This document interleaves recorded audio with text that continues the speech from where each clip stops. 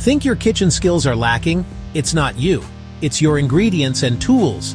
Here's the deal. Restaurants use way more butter salt oil than you'd ever dare at home. Seriously, it's almost criminal. They've also got blazing hot stoves and pro-grade equipment that locks in flavor fast. And don't forget, chefs are masters at balancing sweet, salty, sour umami. The result?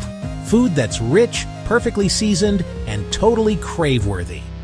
So next time you're wondering why your pasta doesn't taste like a 5-star trattoria, just remember, it's not magic. It's a whole lot of butter and skill. Hungry yet?